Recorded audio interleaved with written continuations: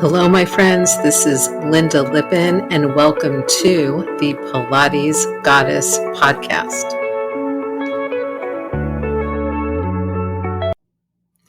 Well, hello, my friends, and welcome back one more time to the Pilates Goddess podcast. This is your host, Lynda Lippin.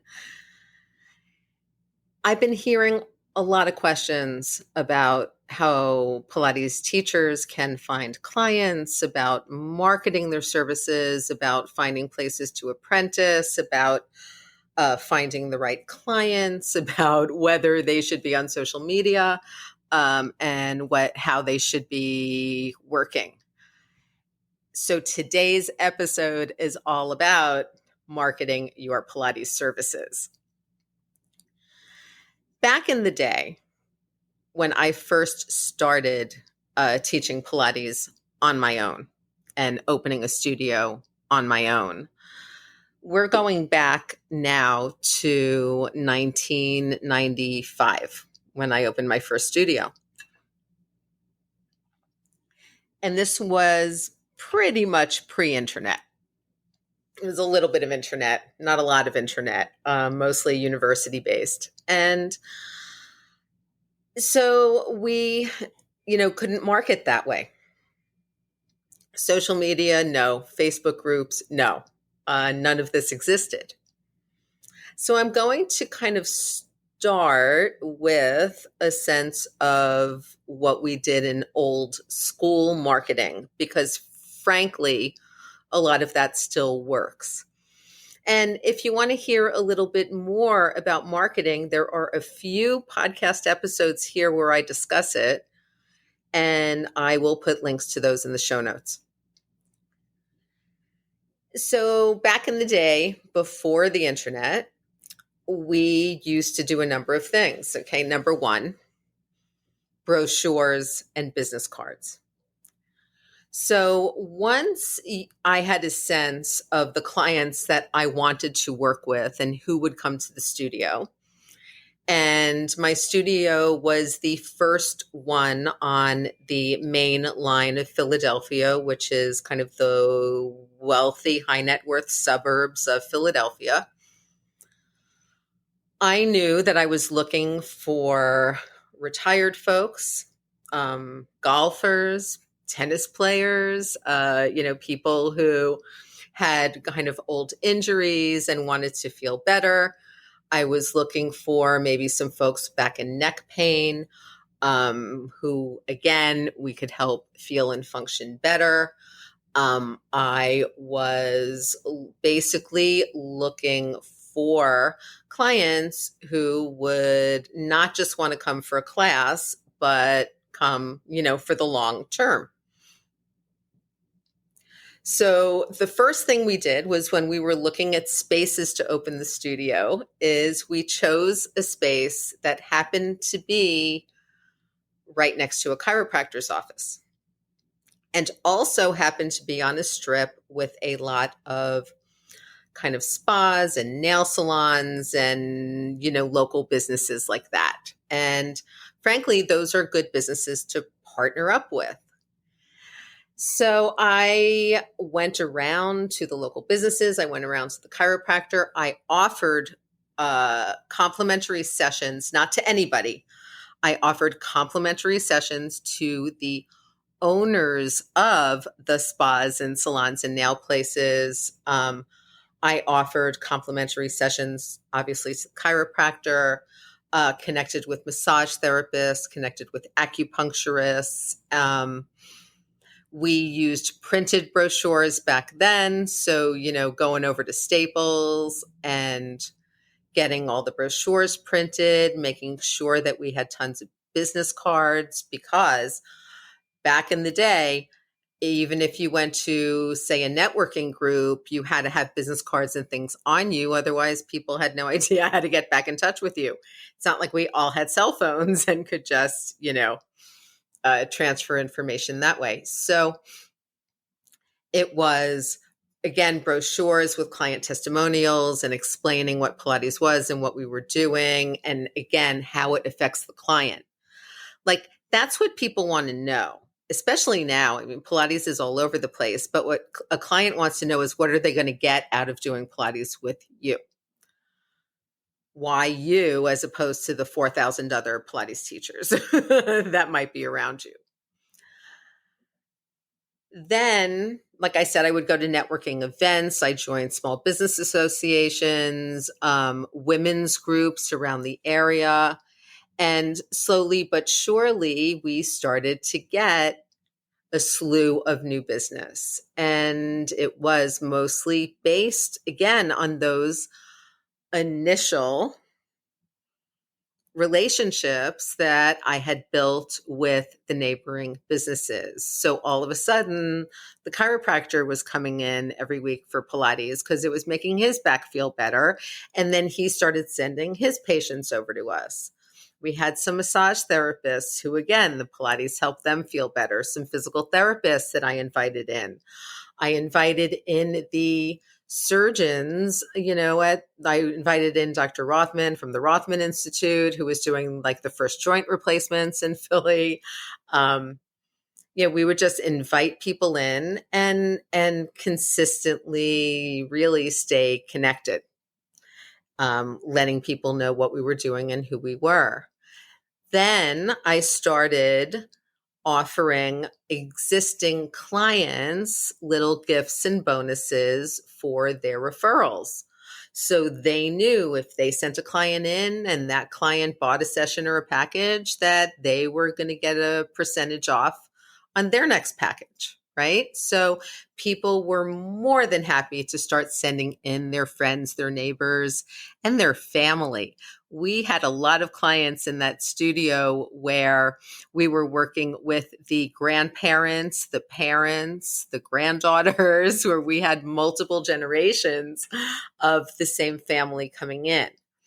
Now, the Pennsylvania Academy of Ballet was very close to my studio, and I reached out to the Whites who owned that and started teaching some mat classes within that studio, and then started getting a bunch of their dancers, right? Whose parents brought them in because they needed help with their alignment. They needed help with their ankle strength. They needed help with, whatever they were doing. And we were able to handle that. Only when I got so ridiculously busy that I couldn't do it myself anymore did I start thinking about training teachers. Okay. And that's a whole nother story. That's a whole nother growth and development issue. But if it's just you and you're teaching Pilates, these are still the relationships you want to make. So if you, want to teach certain populations, or, if you know for a fact, as many of us do, that Pilates really will help anybody, you still have to kind of niche down in your marketing. So again, the way I would talk to the chiropractor about Pilates might be a little bit different than when I would talk to the owners of the Ballet Academy about Pilates, because clearly what the clients needed were, slightly different. I invited in Alexander teachers. I had invited in Feldenkrais practitioners, and started getting referrals from all of them. So the lesson from that is, number one, connect, connect, connect. Even though we're all online now, do not devalue walking into somebody's door and giving them some information about your business, who you are, and what you do. Okay. Never discount that, because it's really useful. And be very kind of decisive and picky about who it is that you invite in for those free sessions. Because again, I'm seeing a lot of folks who are like, should I just invite people in for a free class or a free session because they don't really know what I'm doing? And, they don't really want to commit to a package or a thing. And in general, unless you really target who those people are, who you're giving away things to, you're going to get folks who continually expect things for free and continually expect discounts. And you don't want that. I promise you, you don't want that. Okay. Now, let's fast forward to where we are now, to in the internet, tons of Pilates out there. Consumers are confused. Now, you may be sitting there going, but Lynda, everybody knows what Pilates is. There's Pilates references in movies. There's Pilates references in TV. There's Pilates references in comic books and novels. Like, people talk about it. But remember that just because they talk about it doesn't mean they actually know what it is. Go online one day, go onto TikTok or Instagram and just search for Pilates influencers, and you're going to see all kinds of shit on there.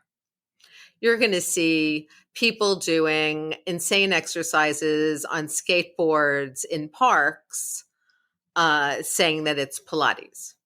You're going to see people doing random exercises with their feet on a wall saying it's Pilates. You are going to see crazy stuff on balls and Bozus, again, with people saying it's Pilates when it is clearly not Pilates. So if you don't think the consumer is confused, you're wrong. And I have to tell you that I teach in a small classical studio now in Chelsea in the Flatiron. And I teach in my group classes a lot of young folks who are coming in on ClassPass, which means, that they're paying one low price. They're getting access to classes at lots of different studios. And when they get done with my class, or really any class at Bombshell Pilates where I'm teaching, people get up and they're like amazed. They've never experienced having hands-on cueing. They've never experienced doing an order of the exercises. They've never experienced anyone who knows Pilates as a system. I'm dealing with folks who have hurt their backs in Pilates classes, yet still come back because they can tell the work is probably good, but that particular work wasn't great. I'm also working with a lot of folks who are unclear about the Pilates apparatus. So a woman asked me the other day, she said, what kind of Pilates do you think I should be doing? Should I be doing reformer Pilates? Should I be doing tower Pilates? Should I be doing megaformer, like only mat? I don't know. And I went on kind of a tiny rant and I just said, look, the deal is that Pilates is a system of exercise. And I talked about this last episode. I said, and within this system of exercises, we have tons of apparatus and equipment. And in fact, if you teach Pilates, you know that you can do a lot of the same exercises on different pieces of equipment and that they feel different and work slightly differently everywhere. So let's take chest expansion. Okay, chest expansion, kneeling on the Cadillac or tower with the rollback bar is different from chest expansion standing, facing the Cadillac or tower with the rollback bar. That chest expansion is very different from the kneeling chest expansion on the reformer, where you're moving and your spring is coming from below you and it's a little bit tighter and harder to stay upright and balance. It's also different from the chest expansion on the pedipole, where you're standing, but the springs come from high above you and the pedipole is a little bit unsteady.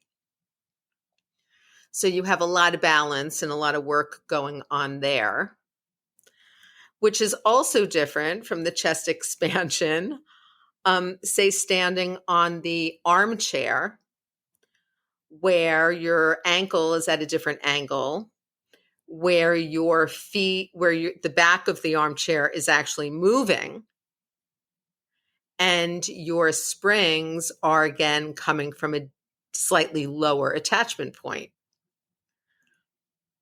Now, a teacher who understands the system will be able to look at a client and say, all right, you need to be doing this exercise over here. That's going to be the most beneficial for you.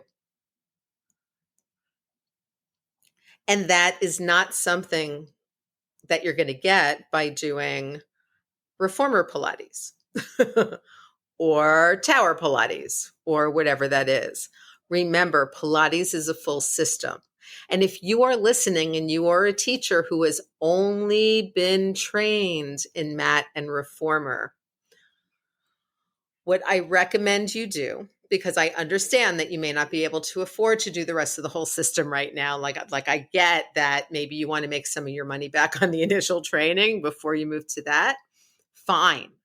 But at least get into a studio, do some classes on the other pieces of apparatus, do some classes on the chair, do some classes on the full system.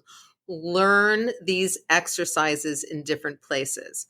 You can even, if you're in New York and you want to do some privates with me and just go through the full system, I am happy to take you through that so that you can feel the difference in your body of doing these exercises in different places in a full Pilates studio. So at the end of my mini rant, which here was a slightly longer rant, I said, you can try Pilates on all of the different pieces of apparatus, but what I really recommend is sucking it up, just spending the money at least once and doing a full system, private or a series of privates or duets, just to get the feeling in your body of what it's like if you are struggling to do an exercise on one piece of apparatus and your teacher says, something, drop that. Let's do the exercise over here. So if you are marketing just reformer or just mat, then I encourage you to focus on the client result and not necessarily just on the equipment that you're offering or the small apparatus in the mat that you're offering. Talk about what you do for your clients, and even better, if you have clients, even clients who saw you as an apprentice, who benefited from working with you, get some testimonials from those clients. You can reach out to them for written testimonials. You can get audio testimonials. You can have them do a video testimonial, bring them on Zoom, record it. There are many ways to get the testimonials, but people want to hear from other people like them who have worked with you and gotten a good result. That's what people are worried about. And again, giving away the thing for free isn't going to stop them from worrying about that. So really sit down and focus on what it is that you're doing for people. So you might be sitting there going, so Lynda, have you done this for yourself? And I have. And over the course of the past 3.5 decades of my teaching, it has changed. So if you look at my online presence and my online marketing and what I talk about online and what I talk about on the podcast right now, you will see a lot of focus on bone strengthening and osteoporosis modification. You will see a lot of focus on balance, strength, flexibility, standing balance, fall prevention, fracture prevention for people over 50 who are worried about balance and bone density. You will see a lot of focus on Pilates teachers, on making sure that you guys are comfortable, that you really know what you're doing, that you have the anatomy down, that you have the modifications down, that you are confident to work with special populations, that you are confident working on different brands of apparatus, all of that, working as kind of a guide. You'll see me talking about marketing and about how Pilates teachers present themselves and talk about what they do and how they do it. You will see my trademarked Pilates Teacher Mastermind VIP work. You will see my Strong Bones work. And that's really where my focus is now. If you even go back into my, that now that social media has been around for over a decade, if you go back into my older stuff, you'll see maybe a little more of a focus on high intensity training. You might see a little bit more of a focus on diastasis recti and hernia, which is still stuff that I teach and that I know, but it's not my focus right now. So you can change. You don't have to lock yourself in for the entire rest of your life of teaching Pilates, but many marketing gurus, and I am not even placing myself as a marketing guru, but they'll say things like, if you're selling to everybody, you're selling to nobody. I'm going to say it again. If you're selling to everybody, you're selling to nobody. Because you want to attract a very specific kind of client. So if you are sitting there and your experience right now is of clients who don't want to pay you, is of clients who always want free or a discount, is of clients who never refer anybody else to you, they never bring a friend to class, they never discuss anything about what they do with you, is of clients who won't give you a testimonial, is of clients who talk in class and drive you crazy, then that right now is what you are attracting. So you need to stop giving away your stuff for free. You need to hone in on your special sauce, what it is that you do that helps people. And if you're overwhelmed by the whole idea of online marketing, you may or may not know that there is a host of services online that will allow you to, number one, record videos and then have them show up as live videos at a later date and time of your choosing on all the social media platforms. Did you even know you could do that? There are services that will allow you to post your updates on social media to multiple places at one time. So, for example, the customer relations management software that I use, which is also my website, my marketing software, and my social media, I can post to, my Facebook page, my Facebook groups, Instagram, LinkedIn, my Google business profile, all at one time. And I don't do that all of the time, but it is really useful because if I'm in a hurry and just want to get my stuff out there to the maximum number of people, that's the way to do it.